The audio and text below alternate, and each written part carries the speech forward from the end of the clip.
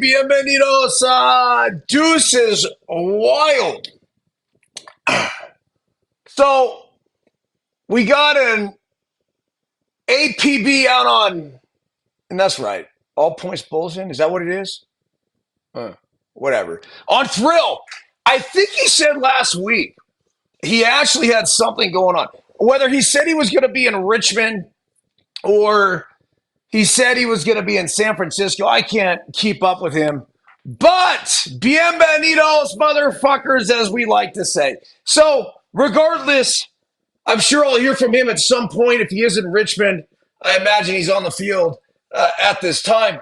Let's not forget our Oakland Forever shirt that was just sent to me by Soda Sports. This is badass. It goes perfect with the little flippy as well. So I apologize for being a little late. We have the Giants and the A's coming on. There was a couple things going on. Number one, I was trying to get in touch with Thrill. But number two, just even coming on here, I wanted to sort through all the trade stuff because just literally, like, I'm about to start the fucking show, and I figure out that the Oakland A's, or not the Oakland A's, the San Francisco Giants acquired former Oakland A, Mark Cahna. So this is hot off the press. Breaking news, 3:33 p.m. Pacific Daylight Time, I guess, is when it actually broke. So here we go. The Giants acquired outfielder Mark Cahna from the Tigers in exchange for right-hander Eric Silva before Tuesday's trade deadline. The club also announced it has recalled infielder Marco Luciano, the team's number 3 ranked prospect and catcher Blake Sable from AAA. While 2024 has been some of Cahna's lowest production numbers in years, including a 231 average and a 687 OPS, the 35-year-old remains valuable in the right matchups, usually against left-handed pitching. He pounded southpaws for a 286 average and an 857 OPS while playing in an everyday role. While seemingly wore down at times, he showed improvement at the plate in July and has taken his time off to work on his swing and rest a lingering issue with his hip. He showed some potential versatility playing both outfield corners as well as regular duty at first base after Spencer Torkelson was optioned to AAA Toledo. So if you want to look at this, it basically is a swap and a huge, huge, huge win when it comes to controlling the payroll. I get it. I don't think this is something that the Giants are over-consumed with, but at the same time, you want to run a fiscally responsible organization. And they had the opportunity, we all know this, to get rid of Blake Snell. It was plain and simple, right? So they didn't do it. What they did do, though, is they got rid of Soler, which saved them a boatload of money, and then also got rid of Alex Cobb. So the question becomes, hey, look, why would you get rid of Cobb in a situation like this? You're still only, 3-4 games out of it. Well, they have depth in the rotation. Thrill and I have talked about that several times over. So if you're not going to get rid of Snell, which I'm not saying you should have or shouldn't have, whatever. I said the only way that you should get rid of Blake Snell was if they were able to get a top prospect in return. Other than that, fuck it. Now, everyone wanted to come back and say, well, he had the option. He was going to opt out after this shit. This guy's not opting out of shit. He wasn't doing it. They tried that last year. He doesn't want to go through free agency again. Not yet. He'll take his 30 large and he'll go. So the deal yesterday was, we're almost 24 hours, 21 hours into this. Jorge Soler. I couldn't even get this article on MLB.com. Couldn't get it. At least on my app. It was so past the relevancy of trades that there was like 15 articles before I could go and dig this up. I actually had to go to CBS Sportsline.com for this one. The Atlanta Braves have brought back their 2021 World Series MVP. The Braves acquired slugger Jorge Soler and right-hand reliever Luke Jackson from the San Francisco Giants. The team announced the Giants received Tyler Matzik and minor league infielder Sabine Ceballos. In the trade, Jackson, like Soler, was part of the Atlanta Championship in 2021. Soler, 32. He's in the first year of a 3-year, $42 million free agent contract. This is not a rental pickup for the Braves, who lost reigning NL MVP Ronald Acuna for the rest of the season to a torn ACL in May. Now, the fascinating thing about this is that they actually had traded for Soler before from Kansas City, in which he was not hot at the time, but then he went on to help the Braves win a World Series. He got hot down the stretch. So when you have a track record of success with a guy like Soler, you kind of know what he's going to do. And when you make an impression like that in a city like that, it's a baseball town. They love the Bravos down there. Good job by Atlanta picking him up. Now, when it comes to the Giants, what does it mean? I don't know. You replace Soler with Mark Cahna. If Cahna gets hot, he could be every bit as good as Soler. Cahna's got ridiculous pop, ridiculous juice. So I do like the late pickup there. You get the right-handed bat to be devastating against left-handers. By the way, tonight we have the Giants and the A's. This is the Giants pregame. I was flipping back and forth between that. If you want to hit the knock button, go ahead. I know Battleborn is in the audience. We got all sorts of other people. Wes, Luker, everybody firing away in the chat. Pete, what's up? Certainly saw, hold on a second here. As I rolled, I saw Jason in there earlier as well. So the other deal that went down, as we're going to get to it, is the Alex Cobb one. So let's look into this and dig a little deeper on it. The Guardians first addressed their lineup, and now they have brought in extra reinforcements to help add to their starting pitching depth. Cleveland. And by the way, look the fuck out for Cleveland. I mean, this team has got the second best record, I believe, in all of Major League Baseball. I think we just kind of sort of expect them to fade. You're like, it's essential. No, it's different this year. This team is legit. They acquired right-hander Alex Cobb from San Francisco during Tuesday afternoon's 5-0 win over Detroit at Comerica Park in exchange for minor league hurler Jacob Bresnanen and a player to be named, quote, he's a really effective major league pitcher when he's healthy. Guardians president of baseball operations Chris Antonetti said of Cobb in each of 2022 and 2023. I think he made 28 starts in each of those years and was an above average major league starter. He's got good pitch quality, good stuff, and he knows how to use it. So they get rid of Cobb. I'm trying to figure out the financial ramifications here, but they certainly dump money once again. And I don't know what to tell you. I think that's sort of the route that I would have recommended for the Giants. You don't have to sell everything, right? But at the same time, you got to do something. You can't keep going on and on and on and on. And I don't say making the same mistake over and over again and expecting or doing the same thing, expecting different results. They needed to make improvements. They had to have it. So we'll see, how this whole thing ends up shaping up. Let's get to all the other deals. So it's something, the summation of the Giants here. I'll give you my quick thoughts. Getting Cahna, fucking fantastic. you got to do what you got to do. You replace the Soler bat, good to go. The Cobb deal, right now, you got a lot of dudes getting healthy. So you have a plethora of starting pitching, and it's all kind of meh. We don't know exactly what we're going to get. So Cobb became expendable, and you had a chance to save more money there.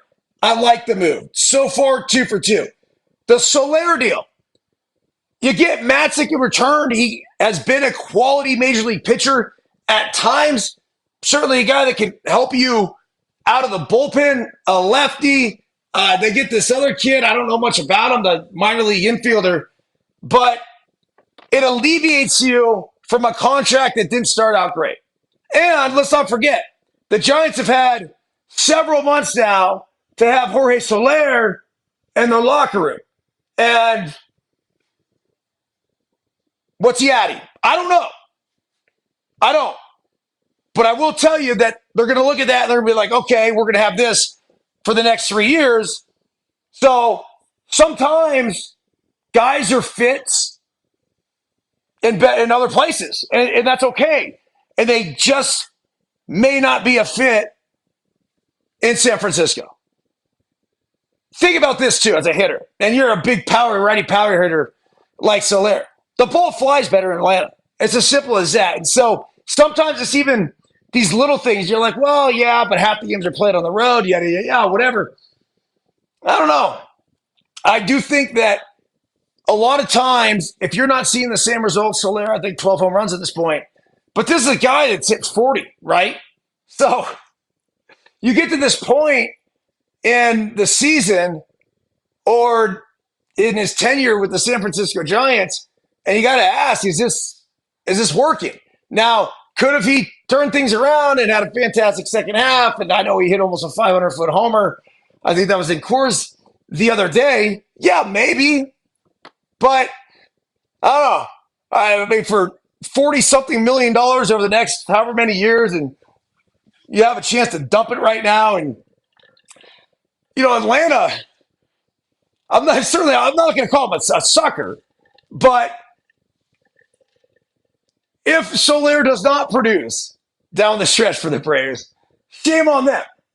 But I also understand how and why they would try to make that move. And it's basically because, look, we fucking seen him do it before. He was struggling in Kansas City. They traded for him. They got him. He helped down the stretch. And they're hoping the exact same thing. So right now, and this is my very, very honest opinion. I'm not saying this because Thrill's on here who works for the Giants or any other bullshit. I like all the moves. I do. Did they get significantly better? Nah, not necessarily. But they were going to get better because of the health of their starting pitching in the second half of the season. So now that you have Robbie Ray coming back and whatever else, like, look, this could be a team that makes some noise. Now, they have to get hot offensively. There's some things that need to happen. But we'll see. It's obviously really, really early to try to determine whether or not these are wins or losses. Okay. This is the latest with the trade deadlines because this just happened. Dodgers acquire right-handed pitcher Jack Flaherty, who is a Southern California guy, by the way. The Dodgers got their starter and made one of the biggest moves of the day just minutes before the trade deadline, acquiring Jack Flaherty from the Tigers. The 28-year-old right-hander is in the middle of a huge bounce-back season. A 7-5 record, 2.95 ERA. This is a really telling stat. 133 strikeouts in just 106 innings. Wow. That's 11.2 Ks per nine. Flaherty will join the Los Angeles rotation, loaded with talent, but currently beset by injury, with Yamamoto and Walker Buehler both out. All right. Another trade that happened today. The Padres acquired left-handed pitcher Tanner Scott. I had no idea how filthy this guy was. No clue. And right-hand pitcher Brian Hoeing from the Marlins. How about the Marlins? Holy shit, they made a lot of trades. For left-handed pitcher Robbie Snelling, right-handed pitcher Adam Mazur, infielder Graham Pauley, and infielder Jay Bashirs. As we have the Giants and the A's getting set to go, and here he is, Robbie Ray. This is what his second start, July 24th, his first at the Dodgers, was fantastic. But this is a former Cy Young Award winner. Let's look at the arsenal. Four-seam fastball, 51% of the time. A slider, 32% of the time. And he's got a knuckle curve to go with it. First pitch popped up. This is troubled. No. Real good job right there. Coming in and making the play. And who was that? Derek Hill. I mean, you blink and all of a sudden you got a new left fielder. Elliot Ramos in center, Yastrzemski in right, Tyler Fitzgerald at short. I like what I've seen from him. Matt Chapman at third, Casey Schmidt at second base. And look at Miguel Andujar wearing the deuce. What do I know about that? Ray, fastball, four-seamer, right down the middle, fouled back. That does kind of look awkward to me, if you're curious. Like, legit.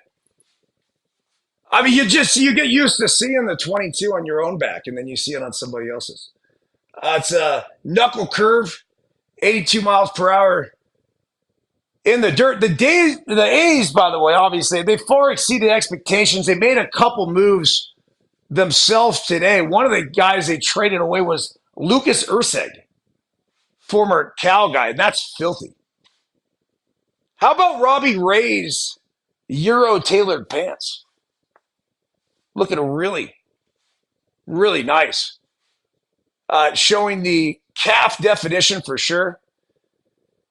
He's got some nice Nike spikes on. 1 ball, 2 strikes. First inning. Fastball away. So the Padres, by the way, and then let me explain Tanner Scott for a second. Because this dude has a 1.18 ERA. 53 strikeouts in 45 innings. The 2-2 pitch, a really good job by Andujar. I mean, every time I think Andujar, I think Joaquin Andujar. I mean, obviously, right? The former St. Louis Cardinals great back in the 80s. 2 balls, 2 strikes, Ray, the pitch. It's a changeup. Fouled off again. So Andujar battling up there. This was what shocked me, though. So you're getting a left-handed reliever. And in return, the Marlins get the number 2 prospect in Snelling, the number 4 prospect in Missouri. Andujar, real nice at bat. Shot into the gap. Hill comes up with it. Looks like a pretty decent crowd out there at Oracle Park. The Giants wearing their City Connect jerseys that Will Clark loves so much. All right, keys of the game. Saying Ray needs to settle in and keep the A's in the yard. And here is Brent Rooker hitting 296 on the season. I think the big question with the A's was, were they going to deal Rooker? But this is a guy that they have under control. I mean, look at those fucking numbers, man. 296, 370 on base, 587 slugging. 25 homers, 75 RBIs. This is a superstar. Nobody knows about him. 0 balls, 1 strike. He's got a little open stance. Really quiet. I mean, I'm flabbergasted by the numbers that Rooker has put up. I probably should be paying more attention to the A's. 94 mile per hour fastball. A lot of foul balls that Ray's getting. 413 average, 5 doubles, 10 homers in the month of July. 28 runs driven in, 23 runs for Rooker. I mean, those are next level stats. I always like that behind home plate view. Fastball up. Andujar's running. It's got him. See ya. Come on, Deuce doesn't get thrown out like that. Andujar? What are we doing? Need a better jump, dude. We can't make the base any bigger. Fuck. T-Mobile coverage cam. Let's take a look at this. This is the view I'm talking about. He got a good jump. Take a look at it. Out. Not even close. Some of those lefties are tricky, and I'm going to explain something to you guys. So lefty, even if you go first move like he did, but if you go first move and you're pretty quick with it, sometimes it doesn't matter. Rooker, a foul ball, but that's a huge out. Ooh. We certainly got a mullet there.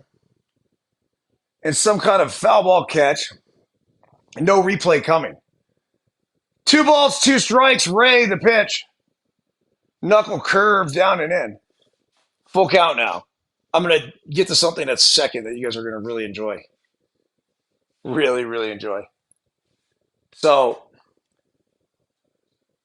we have the full count coming to Rooker. The pitch from Ray. Fastball. Foul back. There's a couple of Truckee kids that happen to be out in Detroit. I couldn't believe this shit. I really couldn't believe it. Battleboard Mike, you're going to love this. Jason, you too. The full count pitch. Ball away, not even close. So I get a text from Alex Yarbrough, the Little League coach for Colton's All-Star team. And it's a video of a couple of kids running across the field. And I'm like, hold on a second. Like, number one, is that Detroit? Number two, like, why is he sending this to me? Well, the kids were wearing Truckee hats. So, sure enough, it was a 9-year-old and a 13-year-old from Truckee right here. And they had this idea that, hey, tonight is the night. I'm going to assume they were out in Detroit for some kind of family vacation. But they ended up full sending it across the outfield in between innings. So they didn't disrupt the game by any means. The one kid, the older kid, the 13-year-old, juked the fuck out of the security guard. And then they get to the other side where they literally handcuff these kids. The 9-year-old is in handcuffs. I mean, you dumb motherfuckers. He's 9. Put your arm around him and say, come with me, kid. Did you have to put him in cuffs? Just stupid. Meanwhile, Robbie Ray's out of it. And the Giants going to the bottom of the first 0-0. Anyway, so let's get back to all the trades that took place. And as far as the kids from Truckee, good on them. To have the balls to do something like that, especially just seeing people tased left and right. Is it so, like, what do I tell my kid, right? I mean, I'm watching this. And of course I'm showing Biscuit. And I don't want to say, like, look, dude, it's okay. It's not okay. But those kids certainly got an experience that they will never forget for the rest of their lives. So here's something very interesting. They were banned from Comerica Park for life. This was a punishment. But wait, there's more. Because they were also fined. Anyone have a guess? Let's see if I can get the scroll going. Michael, very close. $200, he says. $250. Linda, no, not even close. $250. That was it. That was absolutely it. Okay. Let's run through the rest of these deals here. Again, the Padres now have one of the best bullpens in the big leagues, and it's not even close, by acquiring Scott.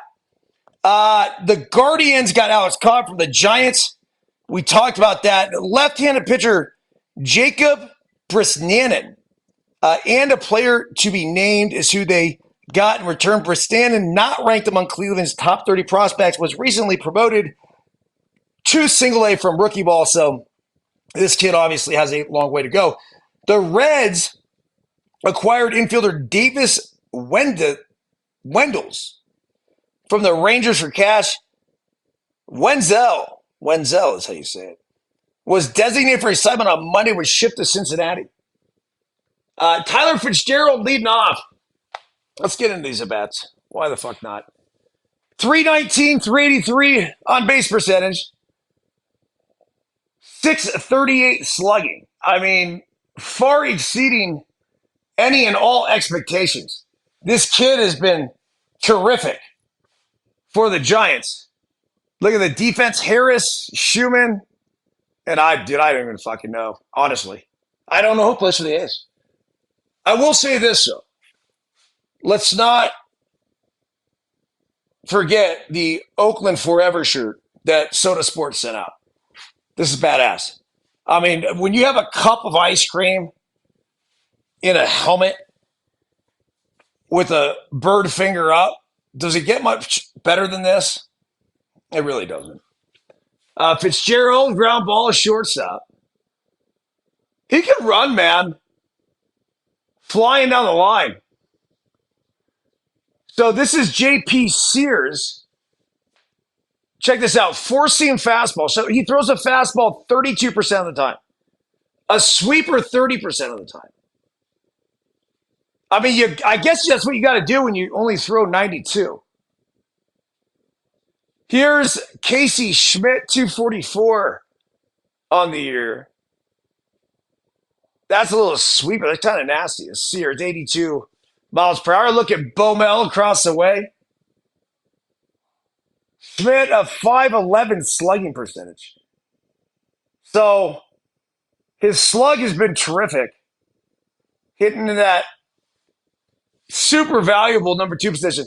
If you're Sears or any left-handed pitcher at all, you got to pitch righties inside. What a fucking pitch. So Matt Schumann, Zach Geloff, Tyler Nevin, Lawrence Butler, Daz Cameron, Miguel Andujar. There's a defense for the A's. And here's your all-star, Heliot Ramos, a guy that did not make the team out of spring training and went on to be an all-star and has continued to put up all-star numbers. Let's see if Sears tries to live inside. Looks like that was a slider that didn't slide. What are your thoughts on the Giant City Connect uniforms? I like them. I don't know. What do we got, Jason? 2 outs, nobody on. 80-mile-per-hour hanging shit ball right down the middle, fouled off. Oakland, you got to respect, they basically are wearing the same unis that we wore when I was there. Gray on gray. Oakland across the front. Doesn't say Oakland forever, though. It says Oakland for a couple more months. 93-mile-per-hour fastball. Giants fans are going to bitch, but it actually did catch that up and outside corner. Heliot Ramos, season versus lefties, hitting 431 with a 1,400 OPS. I mean, that is insane.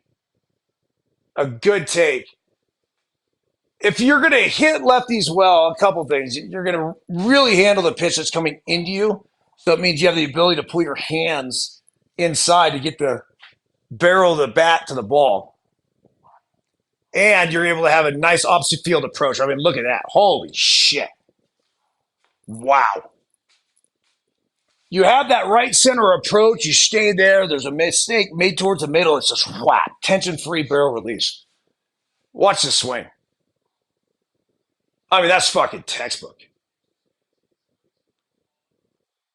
I mean, that's just a hanger banger.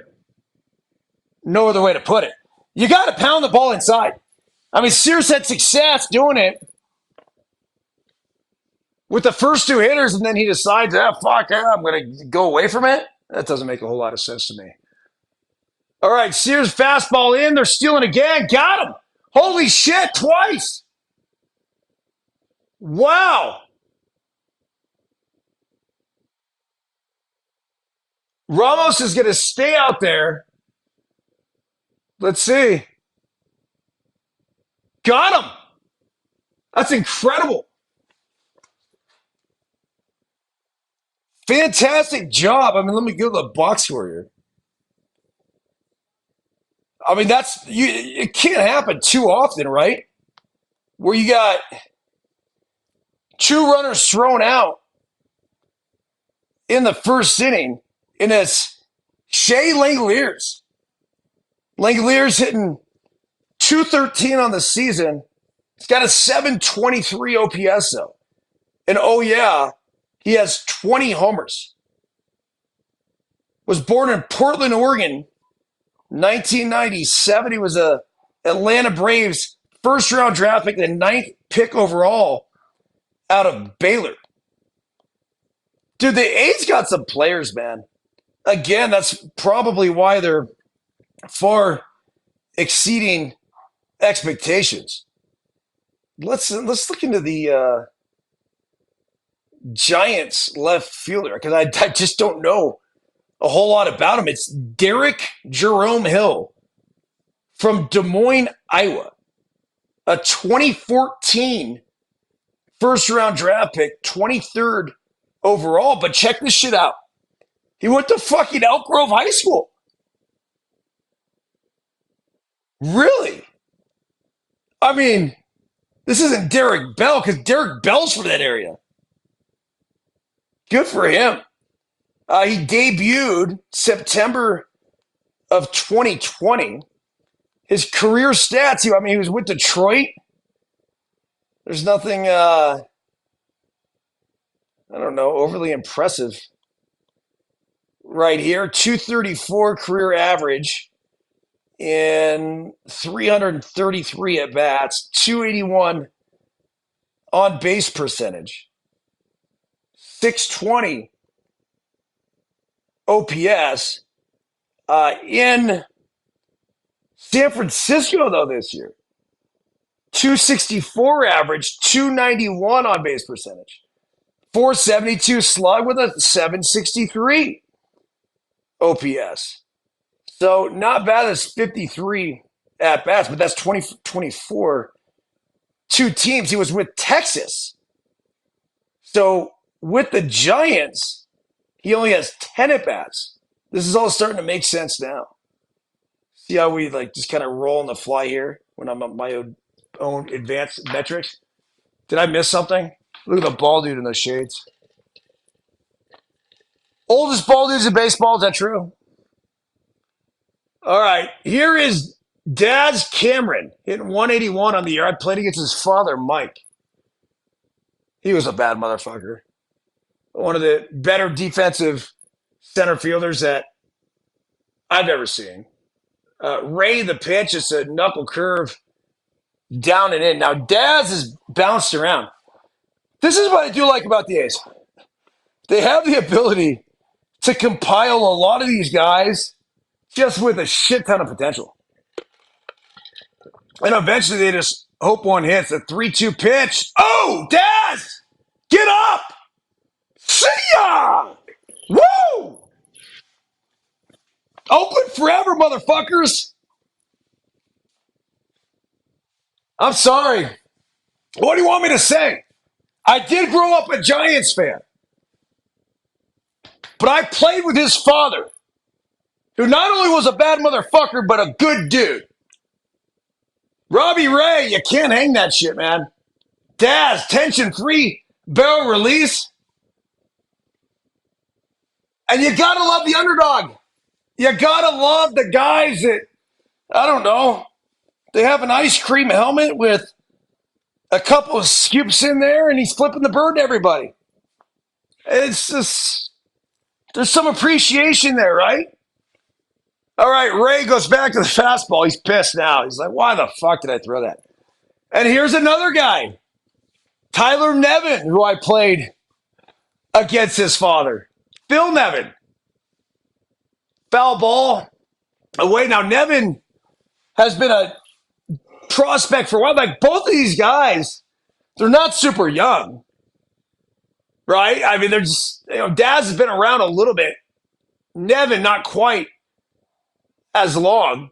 Fastball away. Let's check this out. Let's see here. Nevin, 205 this season, 6 homers, 15 runs driven in. Hit hard down the line. Just about 650 OPS. For his career, 204, 11 homers, 626. He was the Colorado Rockies collective bargaining, basically first round draft. He was 38th overall. Went to Poway High School. So let's see here. See his career stats. He was in Baltimore, came up with Baltimore, and then went to Detroit. Oh, good pitch. Just misses inside. Robbie Ray's like, enough of this shit. I'm not leaving my hanging breaking balls out over the plate for these guys to fucking go ahead and feast on. 2 balls, 2 strikes. The pitch to Nevin. Check swing. He says yes. Nevin not very happy. Good golfer. Kid's a good golfer. I do remember that. Played in the Pebble Beach tournament with him and his father. Phil's a fucking fantastic golfer as well. Let's see here. Find a little bit more about Nevin. There's Ray. He hangs one right down the middle. Is Zach Geloff 191 on the season? All these dudes hit some homers, though. Look at that. I mean, 191 with 13 homers. There's no fucking way that I would have been able to stick around long enough and hit 191 back in the day and have 13 bombs. I mean, I hit 191 for a week and I was back in Sacramento. Fuck that. I mean, it was great to play on these A's teams that were competitive and going to the playoffs every year.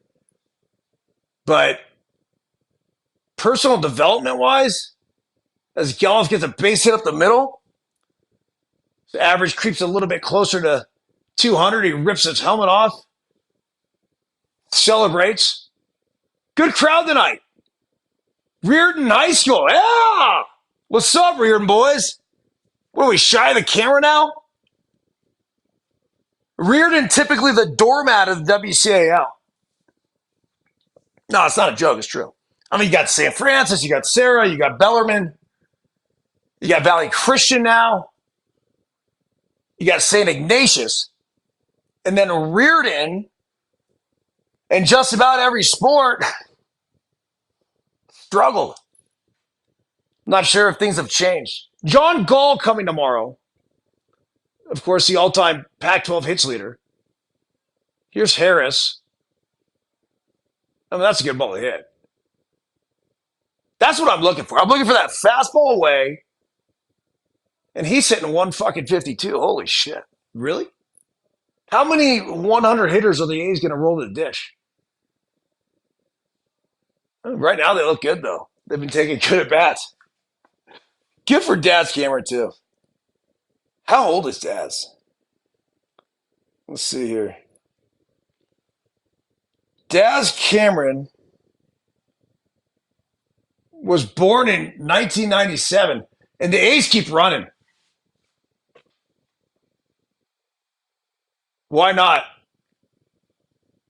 Kotze saying, hold on a second. You see how quickly he's like, yeah, he's out. Take a look. He was going first move. Have we slowed it down enough to really know? Yep. That's 3 base runners caught. Yeah, Wes got a very good point. 100. 100 is the new 300. Dude, you might be right. It's sad. It really is. All right, the 2-1 pitch to Harris popped up. Harris wearing number 77. I mean, what do we know about Brett Harris? Brett Stephen Harris from Arlington Heights, Illinois. 7th round draft pick. As he fouls a fastball down the dick off. He went to Gonzaga. All right. Last 7 games, he's been scuffling 077. Let's see here. Career stats. Well, 152. What are we looking at? Holy shit, man. What, you don't like fastballs down the middle? That's got to be why he's hitting 152. Advanced career stats, you don't want to talk about those. So, all right, we're going to a break, so let's continue to run down some of the other trades. The Yankees acquire right-handed pitcher Aniel De Los Santos and right-handed pitcher Thomas Balboni Jr. from the Padres for Brandon Lockridge. The Yankees, after acquiring Mark Cahna Jr. from the Cubs earlier Tuesday, continue to add to their bullpen by picking up De Los Santos from San Diego. The 28-year-old in his sixth major league season had a 4.46 ERA in 40 innings with the Pods. De Los Santos is under club control through 2026. That's always nice. New York sent Lockridge, a AAA outfielder, in return for De Los Santos and minor league righty Balboni, not to be mistaken, of course, with Steve Balboni. Padres acquire left-handed pitcher Martin Perez for the Pirates. That is the veteran Martin Perez, who's been around for a while. Former Texas Ranger. The Red Sox acquire right-handed pitcher Luis Garcia from the Angels for 4 prospects. Just before the deadline hit on Tuesday, the Red Sox made a splash by trading for right-handed reliever Luis Garcia from the Angels. First reported by John Heyman of the New York Post. The Angels' return includes prospects Ryan Zefferson, Matthew Lugo, Jefferson Vargas, and Nico Cavadas. I mean, how are those fucking 4 tongue-twisting names? Garcia, who is 37 and on a 1-year contract, has had a strong season as middle reliever for the Angels in his second stint with the team. In 45 appearances, he's 5-1 with a 3.71 ERA and a 3.68 fielding independent pitching. So it means he's not necessarily getting lucky. So decent pickup for the Red Sox. The Orioles acquire left-handed pitcher Gregory Soto from the Phillies for right-handed pitcher Seth Johnson. We had the Dodgers acquire center fielder Kevin Kiermaier. This isn't big trade, actually. Here's Matt Chapman. Let's go back to the game. JP Sears back at it, throwing 91. I mean, you don't find too many guys anymore throwing 91 miles per hour, do you? You just don't. Chapman, 243 in his career with Oakland, 111 homers. Chapman, a fan favorite in Oakland, actually one of my favorite players. 2 balls, 1 strike. Harris, Schumann, Geloff, and Nevin in the infield. I mean, the shifts are gone, but they always play some sort of moderate one, and that's bullshit. That's a fucking base hit up the middle. See, that literally would make me change my approach as a hitter. It would. Balls up the middle. This shit started happening to me at the end of my career. You're trained to hit the ball back up the middle. Literally, that's all you fucking trade for over and over and over and over again. And then you do it as we take a look at the Giants' trades right now. But then you realize, you're like, dude, why am I hitting the ball where they're at? So that hole on the right side opens up. I remember at the end of my career trying to pay more attention and hit that hole. Here's Patrick Bailey, 268 on the year, 7 homers, 35 runs driven. And we're in the bottom of the second. This is the Bay Bridge series. It used to fucking mean something. It really did. If you're looking for some tequila, Hornitos, margarita mode. Take a look at the Giants dugout. Pretty packed stadium tonight. It's not bad. Chevrolet, a sponsor there. Well, what I haven't mentioned is our sponsor here, Bet Online, the #1 online gambling destination. If you want to bet on the Olympics, you want to bet in-game action live, pitch by pitch on a baseball game, you could do that too. Whatever you want. Bet Online, the #1 gambling destination. You get $250 off your first deposit. You need to enter the promo code BLEAV, capital BLEAV. All right. Sears comes set. The pitch to Bailey. 93 right by your ass. That's an ozone. Look, it's not hard. I tell the LTP boys all the time. Above the titties? Uh-uh. No, no, no. We will not go above the titties. Anything above here? Right here. No. Yes, you're right. It's yes, yes, yes. No. Simple. It's not hard. Really. Keep it below the titties. All right. So the other big trade that went down, and this happened actually, I don't know if it was right before he came on or what, but let's see here. The Orioles got Eloy Jimenez from the White Sox. And here's Luciano, who just got recalled today. Swings through an 85-mile-per-hour shitball down the middle. This is a big acquisition for the O's. Now, look, the O's can hit, but you added another big right-handed bat. That was something that they needed. The 27-year-old Jimenez is a former American League Silver Slugger who has 94 home runs over 6 big league seasons, 31, which came during his 2019 rookie campaign. The pitch to Luciano. Sit down. Not a great start for Luciano as he's back in a Giants uniform. No bueno.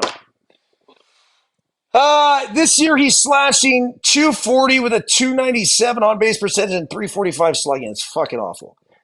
9 doubles and 5 homers and 16 RBIs in 65 games. That's actually horrific. I mean, it's the type of shit that probably had the White Sox think we're going to release him. Jimenez has been hampered by injuries throughout his career, playing only 139 games across the 2021 and 2022 season, then 120 and 23. He spent time on the injured list earlier this season with a left adductor strain and a left hamstring strain. Got to take care of yourself, dude. Baltimore wanted to add a right-handed hitter after trading outfielder Austin Hayes to Philadelphia on Friday in exchange for right-handed reliever Sir Anthony Dominguez. I mean, the Phillies got rid of Sir Anthony?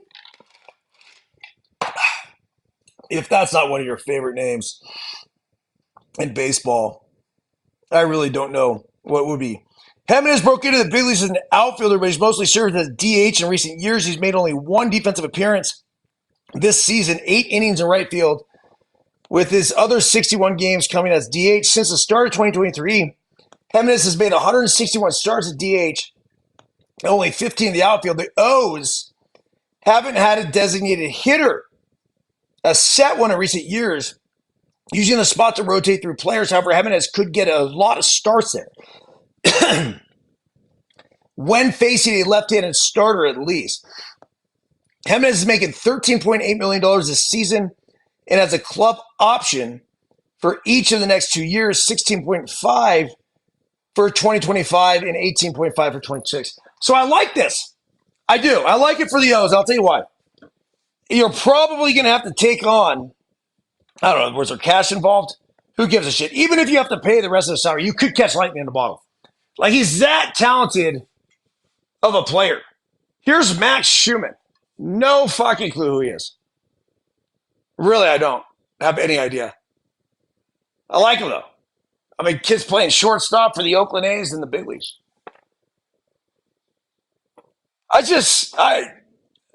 Look, if I'm like you guys, you tell me you know, Matt. I mean, he's hitting 256.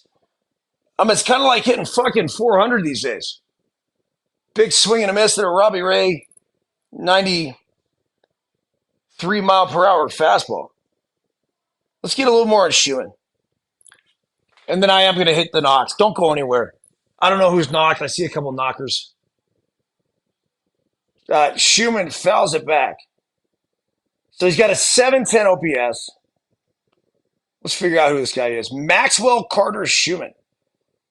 You ready for this? Born in Portage, Michigan. Oakland A's 20th round draft pick out of Eastern Michigan. Pops this ball up. His career stats,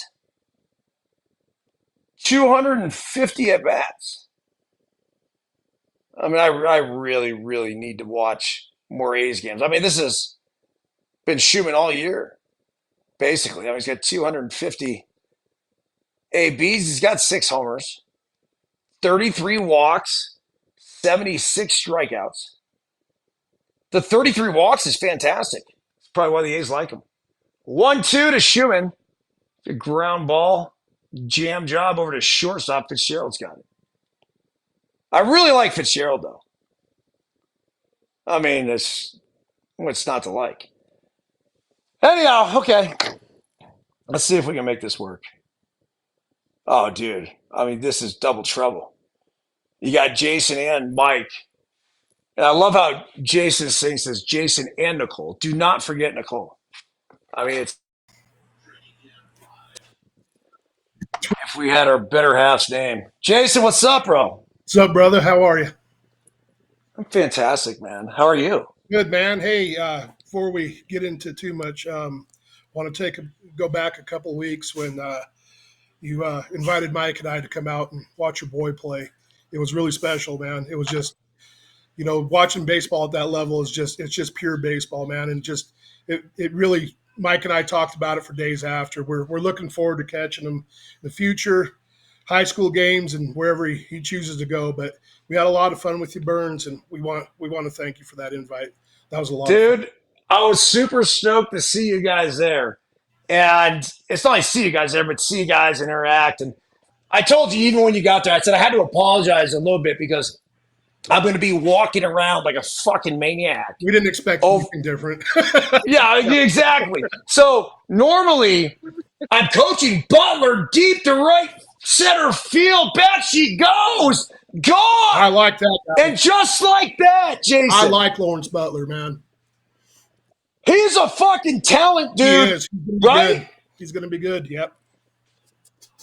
I just wonder when he's going to be able to put it all together and the numbers are actually going to. I mean, look, he's got an 800 OPS this year. I think 800. So he is actually coming into his own. He'll break out next year. You watch. How about the A's? The A's are like fuck you to the world, aren't they? Oh. Mike and I living in Reno, it was always Giants A's when we're growing up and watching those guys. And just, baseball is better when the A's are competitive. It's just a shame what's happened to that franchise and all the good talent that's come through there. They build a team, they build talent, they trade it off, they start over again. And I just think baseball better when the A's are competitive. I really do. I have a legit question for you guys. When you see Andahar here in number 22 in an A's uniform, I mean, if you're wearing number 22, at some point, do you got to make sure you run a fucking hard 90? We can't give up at 80 feet, right? You got to be a fucking pterodactyl if you're going to wear the double deuce, bro. That's right. Then put it away. Yeah. If you're not going to run a fucking hard 90, put that fucking shit away. I'm okay. Look, you can suck ass. You can hit fucking 200. You can fucking, literally, you're going to be a zoo in the outfield. As long as you fucking put your balls on the goddamn fucking line, boys. That's all I want to see. Fucking That's it. Yeah. Right? Be a savage. Fuck. Fuck yeah. You're going to wear that number. It should represent something. Yeah, you should go fucking balls to the wall, bro. Battleboard, what's up, man? How are you? Good, buddy. How you been? I'm great. Hey, did Thrill say he was going to be in Richmond, by the way, last week? I don't even remember. I don't remember, but I know he was in San Francisco over the weekend. That's all I know. He texted me today, and there's some components to build long-range precision ammunition coming to my house on Thursday. So that was it. That's all I know. He's probably in San Francisco then. You think he's still there? Bro, he doesn't. I'm telling you right now, he's not a guy that when he disappears, it's when he's got shit going. Oh, yeah. Does that make sense? Like, he's the one that's always on me, like reminding me, yo, send me the link, do this and that. And I didn't hear from him today. So about 30 minutes before the show, I sent him a text. I go, yo, dude, I forget. Are we on for tonight? And I knew I'd come on here anyway just because we had the A's and the Giants. But he, I didn't get a response. At first, I didn't even get it delivered, which made me think he's in a clubhouse somewhere. Yeah, it could be. Right? When it doesn't get delivered, it doesn't say delivered at the bottom. It means you're in between the fucking concrete walls. No, makes sense. I got you. What do you guys got on the shirt?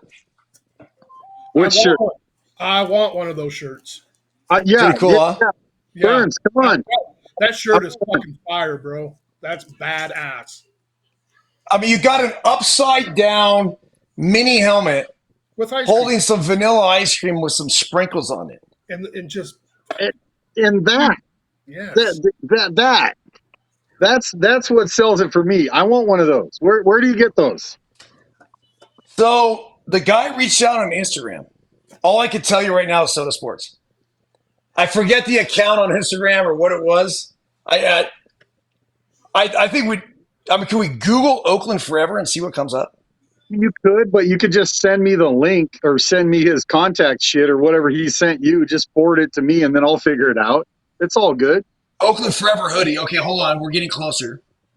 It's on Etsy. It's on a few other places. So there are places, obviously, to buy this. I want to go to if there's a specific website for it. I feel like an asshole because I should know all this. Yeah, But it's I all don't. good, man. You're busy. You're busy playing pickleball and shit, dude. I understand. So Biscuit and I had a pretty good run. There's $65 on Etsy if you want a sweatshirt.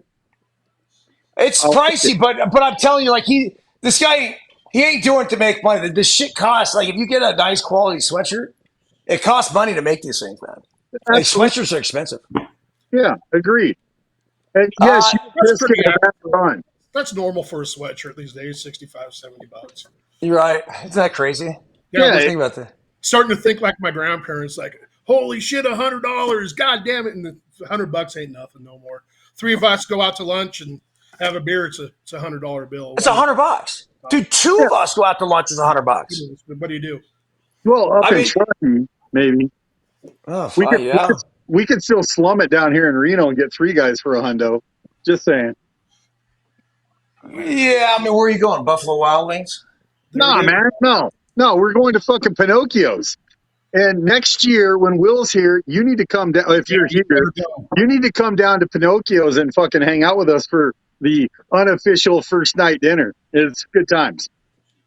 You guys have fun when Thrill was there? Fuck yeah. Oh, yeah. You know how much fun he is, dude. Yeah.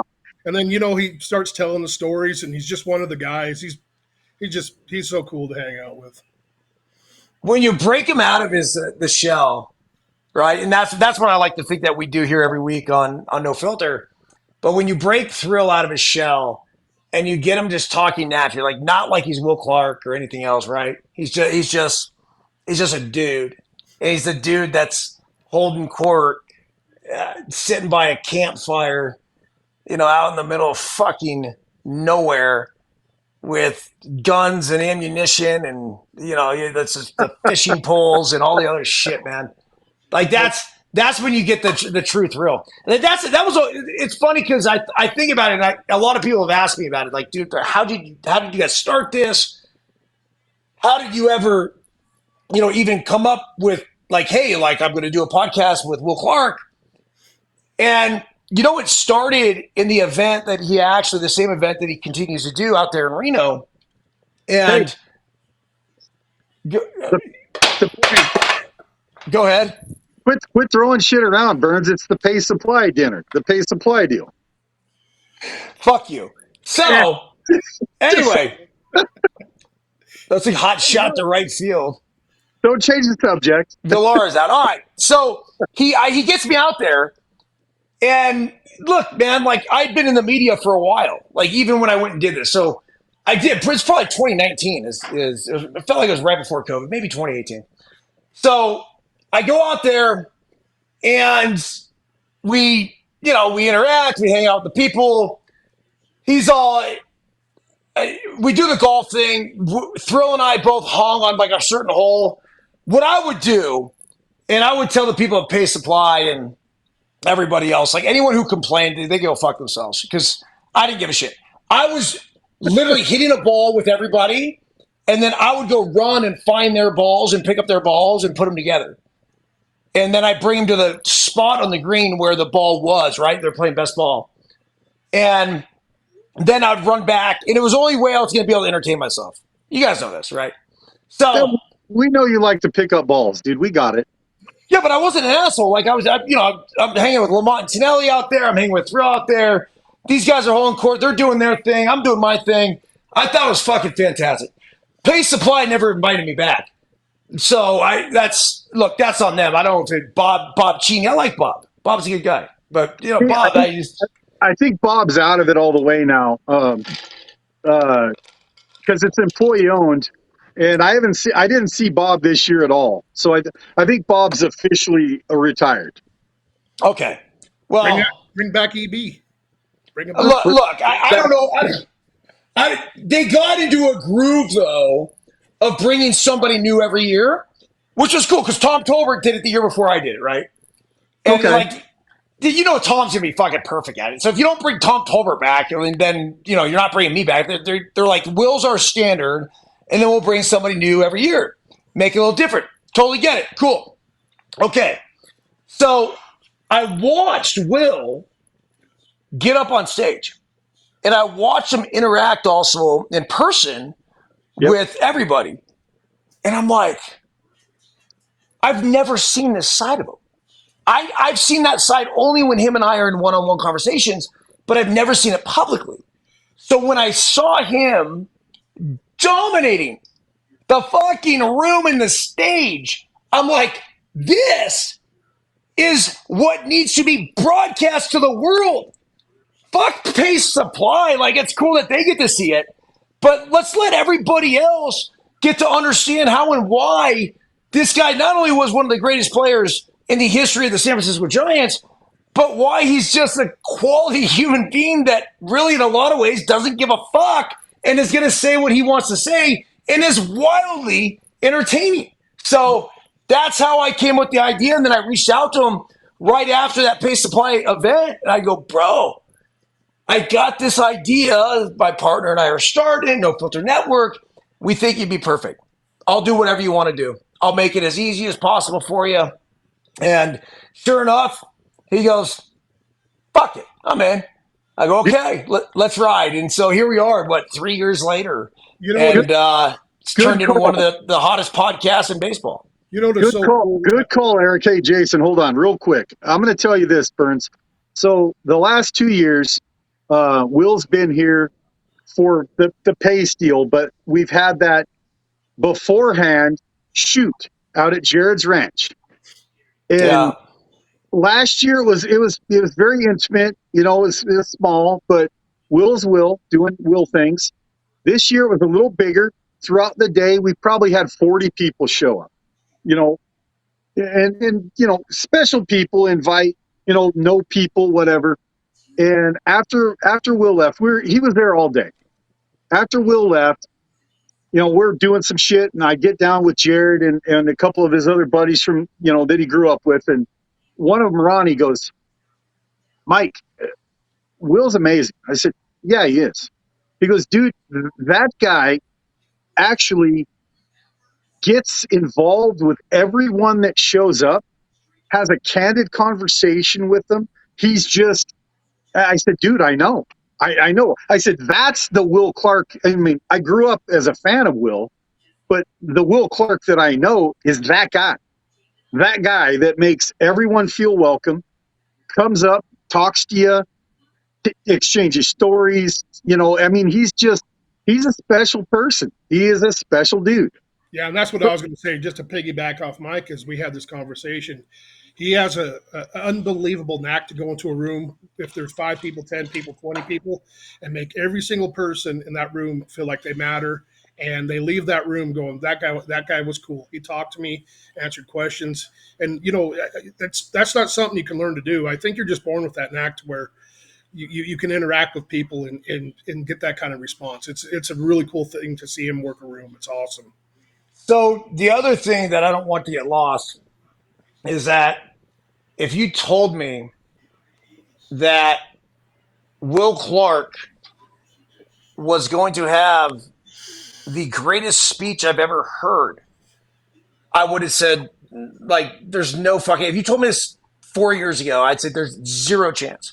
And then on his retirement ceremony, what is it, 2 years ago to the date, 8 days ago? Yep. Was it July 22nd? And why wouldn't it be? He gave that speech, and I was so taken aback.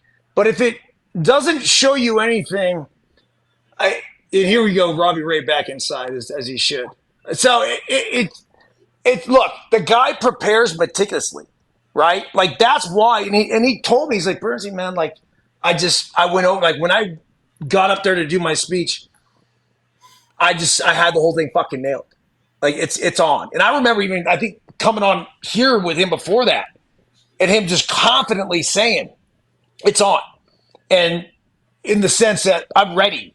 And that's a really hard thing to do, man, right? Yeah. To stand up there, because you don't want to be the guy that's looking at fucking notes all the time and you're reading from a script or anything else. But he got up there and he drilled it. And he not only thanked everybody who helped him along the way, but, dude, he had statements in there and talked about the fucking, what was it? The expectation generation and the participation trophies. And, dude, it was everything. Like, that was the ultimate fucking Will Clark. It really was. Yep. Agreed. I'll tell you this, Burns. I was fortunate enough to go to the 88 and 89 World Series as a kid. I mean, how lucky was I? Lucky. Where did you sit? 88, I sat in the left field bleachers. I was at Game 5 of 88. Left field bleachers. My dad picked me up from school at like. That was a clincher, wasn't it? Because they won 4-1. It was 88. My dad picks me up from school. He's like, hey, you got a dentist appointment at like 9 o'clock in the morning. I'm like, okay. Then he goes to the ATM and he gets out money. And we start driving, and we drive, over the pass. And I'm like, where are we going? He goes, I got a surprise for you. So we get to Oakland, to the Coliseum. He goes, we're going to the Game 5 of the 88 World Series. I'm like, oh, shit. So do you know IGT, International Game Technology, the slot machine maker? Okay. No, but yeah, go ahead. Well, it's a Reno-based company. Back then, it was kind of small. So my dad had a buddy from IGT that convinced the A's that it was a sports magazine. So he got a press pass to walk on the field. Oh, I love it. My dad and I, he finds a scalper, buys 2 tickets to the left field bleacher. I'm fucking 12 years old. I have a stack of baseball cards in my hand. Press pass around my neck. I walk down onto Oakland Field. It says on the back of the pass, absolutely no one under the age of 18. Absolutely no autographs. I mean, I think those are the first 2 lines. How old were you? 12. He had the same beard, though. No beard back then, you fucker. So I'm walking towards the A's dugout, and I get right to the edge of the A's dugout, and 2 big dudes and this lady walk towards me. The 2 big guys each pick me up by an arm and are walking me back, and the lady's pulling the press pass off my head and said, how did you get this? I said, well, my dad gave it to me. And then, boom, back in the stands. And then I went back up and sat down next to my dad in the bleachers. And he's like, oh, shit, that guy wanted that press pass back. I went, oh, he ain't getting it back. So that was that. And then Mickey Hatcher, the catcher for the fucking Dodgers. Yeah. We're there. Hatcher hits a fucking go-ahead home run. It fucking lands. The guy in front of me catches it. I'm reaching, grasping. He catches the ball, and he goes, fuck you, Mickey Hatcher, and he fucking hurls it back on the field. And the crowd goes crazy. And my dad looks at me and goes, would you have done that? I'm like, I don't know, but probably. So 89 World Series. My dad was at Game 3 during the earthquake, and I was at Game 4 with my mom and one of her friends. So her friend had a bitchin' seat right behind the dugout, and she wanted to sit with my mom. So she goes, "Mike, would you like to have this ticket?" I'm like, "Yep." So here I am sitting down, and I'm looking around, and Jose Canseco's wife and his brother are sitting behind me. And I'm like, holy shit, I got better seats than these guys. And I was rooting for the Giants all day long because I wanted a 7-game series because we had more tickets. Yeah, of course. 7 games. I didn't give a shit who won. Did not care. So Yeah. this 12 and 13, two of the most unbelievable experiences you could possibly have. And Will's retirement, hands down, was the coolest thing I've ever seen in sports. Yeah. Hands down. Byrnes, that weekend was just incredible, wasn't it? Well, that was fun. Fuck. I mean, how about the fact that Bruce Bochy was there hanging with us, and then less than a year later, he's fucking hoisted a fucking World Series. And basically, a year later, he's hoisted a World Series trophy. Yep. You know what was, Mike remembers this, one of the funniest things about the first night we were all there, and this lady, she was talking to me, an older lady, and, I talked to her. She's an elderly lady, and she's going on and on. She goes, "You want to know a secret, Jason?" I said, "What's that?" She goes, my grandson plays for the Giants." And I said, "Yeah, who's your grandson?" She goes, "I don't know if you've heard of him, Logan Webb." I said, "Yeah, I've heard of Logan." So after the game, we go back in there. We're not through the door. Logan's grandma comes up and grabs my arm. She goes, "I want you to come meet my grandson." And went over there, and Logan Webb was standing there, and he goes, "Jason," he goes, "nice to meet you." He goes, "I want to thank you for being so nice to my grandma." I said, "Oh, that's regardless of who it is, I'm going to be nice to somebody." But I thought that was pretty cool that night. Yeah, it was super cool. Amazing experience. Yeah, no doubt about it. So we got the bases loaded, 1 out in the top of the 4th inning. The A's are already up 2-0. Robbie raised at 76 pitches. He got absolutely fucked in that last at bat. There were 2 strikes that were called balls. So it's more reinforcement, letting the world know that we need an automated umpire ASAP. We now have Harris up to bat. Harris, like many of the other athletic hitters, I believe is hitting under the Mendoza line. Langeliers at third, Nevin at second, Geloff at first base. Ray Wines deals a foul ball now, 0 balls, 2 strikes. The bullpen is firing for the San Francisco Giants. Now, here we have Harris 150 on the year, 3 homers, 12 RBIs, punched out on a fastball down the middle in his first at bat. He's wearing the number 77, which, unless you're like Barry Zito, guys, when you're in the 70s, I mean, it doesn't speak too kindly, does it? You're a call-up is what you are. That's all right. You are, the call-up. That's it. The 0-2 pitch, that's popped up. Fuck me. Hey, EB, real quick, go back to the robot umpires with electronic umpires. So let's do it. When this was first introduced or first talked about, I was 100% dead set against it. I like baseball the way it is. I was like, that's the human element about it. That's what we talk about the next day. But Nicole and I go to a shit ton of Aces games, and they've been using that at the Aces games. And they pitch, and then they can ask to a replay challenge, right? Challenge it. And I was like, oh fuck, here we go. But you want to know something? It really doesn't disrupt the game at all, and it makes the call right. So yeah, I as much as I hated it in the beginning, I'm not against it anymore. I thought it was going to really fuck up the game and disrupt it. It's quick. It's a real quick process. They just replay it on the show where the ball crosses. It's either ball or strike. Let's go, move on. So. Simple as that. Schumann driven out the center, but that's going to be a can of shit to Heliot Ramos. And the Giants get out of it. Robbie Ray keeps him in the game. I actually feel like he's throwing the ball pretty well. Yeah. Is this his second or third start? Second start. Yeah, his first start, he looked really good. He did. You got to remember he's been on the IL for how long now? I mean, he's going to have to he's going to have a little rust on him, but I think he's throwing really well. So. All right, hey, Amo, Andy Morris, of course, are just, a diehard Atlanta Braves fan, says EB pumped to get Soler back. I knew he would be. He says, but I got to tell you, if Matzik gets and stays healthy, you will love this dude. So that's promising for Giants fans. Wes says, yep, he's pretty legit. Joel T, what's up, dude? 2 years tomorrow. Okay, so I must have fucked that up. I remember the original one I thought was July 22nd. That they were going to retire his jersey on. Tommy, yeah, we got an AP. I just want to make sure Will's okay. So hopefully he checks in with one of us here at some point. Linda, I really like this one here. She says, one of these days I'll tell you guys about the first time Nora and I met Will.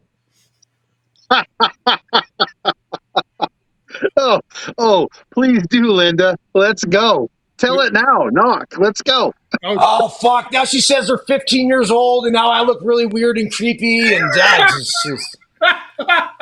Thank you. Thank you, Linda. Of course it's clean, but I mean, we like to have unclean fun here on No Filter Network. We're just messing around. Hey, guys, I got a party down the street. I'm not kidding you. Party down the street. It's a Mountain Muster member guest tournament here, and I'm not playing in it. It's a golf tournament.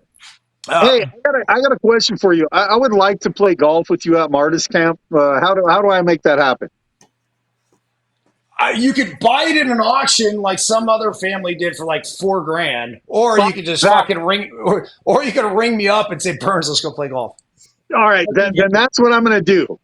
And if you would like, I will bring my internet sensation buddy, Mark Dunn, the guy that has, 25 million views for his fucking temper tantrums in 2 videos I posted.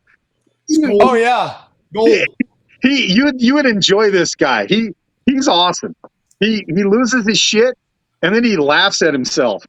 And then so long as he's laughing after he loses his shit. Oh, no, totally. He's over it instantly. Yeah. He gets over it right now. He's a fucking. This dude needs to have a podcast because he's fucking hilarious. Get him on No Filter, bro. I will. It's kind of late for him because he's an underground guy. He does construction. He's up at like 3 a.m. 7:48. He's fucking sleepy night time. But I'm gonna try to get him to come on. When that motherfucker knocks, dude, let him on and let him. He knows baseball. He's pretty sharp, but dude's fucking hilarious. He's just a funny guy. I love it. All right, dudes. Hey, listen. I am in Sparks this weekend. If you guys are around, Biscuit's got a tournament. He's guest playing with another 13U team. So he's playing a year up.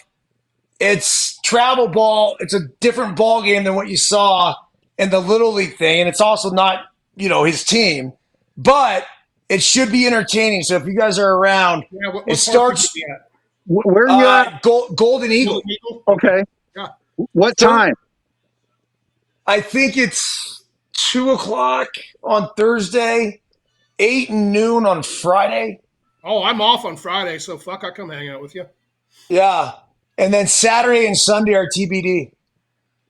The Peninsula Mezzo is a team he's playing for, and that is my original travel ball team that I played for when I was 15 years old. Oh, and this team was brought back a few years ago, and it's fucking awesome. So it's going to be pretty cool that he's playing for the same travel ball organization that I did way back when. But it should be entertaining baseball. Oh, yeah. Will you send us the game times for sure? I will. Yeah. I will. I hit you guys up with it. But if you guys can swing by, let's I'm there. Let's hang and watch some kid baseball. Yeah. I love it. All right, boys. You know what? I mean, Thrill's not here, so I'll let you guys stay to the end and give you guys a big fucking see ya. What happened here? Oh no! Look at Sears. He's so fired up. 4 innings of just one hit baseball. Yeah, man. Dealing. Check this out, Burnsy. So I got my wife a jersey for Autism Night. Look what she chose, the Texan. Oh, that's cool. That's really cool. So yeah, I need one of those. that that was her I pick. need one of those. So her ask was, do you think Will would say to Sandy, I love Nolan Ryan, Will Clark? I said, no, but he might say to Sandy, I fucking own Nolan Ryan, Will Clark. Yeah, we got to figure out what he should put on that. I mean, that's really cool though. Oh yeah, I found 6 jerseys and she liked the powder blue the best, but it wasn't a full button down. So she's like, no, I want the red one. All right. So I got it, and then it showed up yesterday. I opened it up. I'm like, oh, this is a real jersey. This is cool. You know what? Yeah. I'm gonna get a powder blue one. I'm gonna get a Will Clark powder blue. And I don't think you ever wore a fucking powder blue, but who gives a shit? A Will Clark powder blue. Dude, I wanted to get a powder blue Will Clark Cardinals. Okay, so go try to find a Will Clark Cardinals jersey. They don't fucking exist. No. Can you make They it? don't exist. Probably could. I've been looking for over a year. And I get to Fanatics or whatever the bullshit company is that owns everything now. And, oh, you can make a jersey. Oh, sweet. So I'm like, I'm reading the thing, and it's fucking iron-on letters and numbers on the back. I'm like, nah, it's not a real fucking jersey. It's got to be stitched. So I was bummed out because I couldn't get a Cardinals one. But I did find a pretty bitchin' Orioles one. So I'm thinking I'm going to be wearing an Orioles number 12 to the autism game with Sandy's Texas. No, fuck that. It's funny because I wore Jim Palmer was right. They retired 22. Yeah. So he wore 12, huh? Yep. Yeah, I think I was 17 when I played for the O's. No shit. Fucking wild. All right, dudes. Hey, thanks for joining. The end of this game should be fun. I will be down here, right down here, sipping a lot more tequila for the rest of the night.